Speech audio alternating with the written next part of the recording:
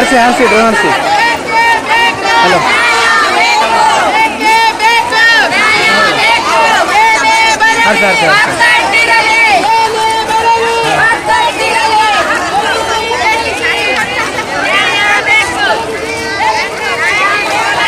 ಪೂರ್ವಕವಾಗಿ ಅಭಿನಂದಿಸುತ್ತಾ ಈ ಪಾದಯಾತ್ರೆ ಇಲ್ಲಿಗೆ ಮೊಟಕುಗೊಳಿಸಿ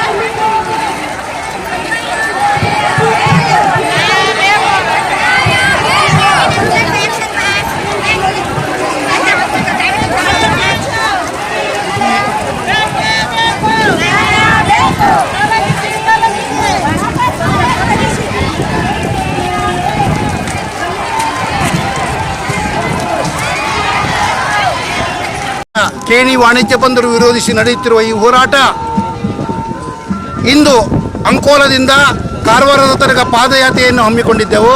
ಆದರೆ ಕೆಲವೊಂದು ಅಡಚಣೆಗಳಿಂದ ಅಂಕೋಲದಿಂದ ಬಾಳೆಗುಳಿಯ ಕ್ರಾಸ್ ತನಕ ಪಾದಯಾತ್ರೆಯನ್ನು ಹಮ್ಮಿಕೊಂಡು ಇಲ್ಲಿಂದ ಕಾರವಾರ ರಾಷ್ಟ್ರೀಯ ಹೆದ್ದಾರಿ ಮಾರ್ಗದ ಮೂಲಕವಾಗಿ ಕಾರವಾರ ನಗರವನ್ನು ತಲುಪಿ ನಗರದ ಸುತ್ತೆಲ್ಲ ಮೆರವಣಿಗೆಯನ್ನು ಹೊರಟು ಕೊನೆಗೆ ಜಿಲ್ಲಾಧಿಕಾರಿಗಳ ಕಚೇರಿಯ ಮುಂದೆ ನಾವು ಸಾಂಕೇತಿಕ ಪ್ರತಿಭಟನೆಯನ್ನು ಮಾಡುವವರಿದ್ದೇವೆ. ಈ ಪ್ರತಿಭಟನೆಯ ಉದ್ದೇಶ 1.5 ವರ್ಷಗಳಿಂದ ನಿರಂತರವಾಗಿ ಈ ಪ್ರತಿಭಟನೆಯಲ್ಲಿ ತೊಡಗಿಸಿಕೊಂಡರೂ ಸರ್ಕಾರದಿಂದ ಅಥವಾ ಸಂಬಂಧಿಸಿದ ಇಲಾಖೆಗಳಿಂದ ಇಲ್ಲಿಯ ತನಕ ನಮಗೆ ಸಕಾರಾತ್ಮಕವಾಗಿ ಪ್ರತಿಕ್ರಿಯೆ ನೀಡದಿರುವುದು ಇದು ಶೋಚನೀಯವಾದ ಸ್ಥಿತಿಯಾಗಿದೆ. 3 ಬಾರಿ ಕರ್ನಾಟಕ ರಾಜ್ಯದ ಅಂದಿನ ಮುಖ್ಯಮಂತ್ರಿಗಳಾದ ಸಿದ್ದರಾಮಯ್ಯರವರನ್ನು ಖುದ್ದಾಗಿ ಭೇಟಿಯಾಗಿ ಲಿಖಿತವಾಗಿಯೂ ಮತ್ತು ಮೌಖಿಕವಾಗಿಯೂ ನಾವು ನಮ್ಮ ಮನವಿಯನ್ನು ಮತ್ತು ಇಲ್ಲಿಂದ ಪರಿಸರದ ಮೇಲಾಗುವ ದುಷ್ಪರಿಣಾಮಗಳನ್ನು ತಿಳಿಸಿದ್ದೇವೆ.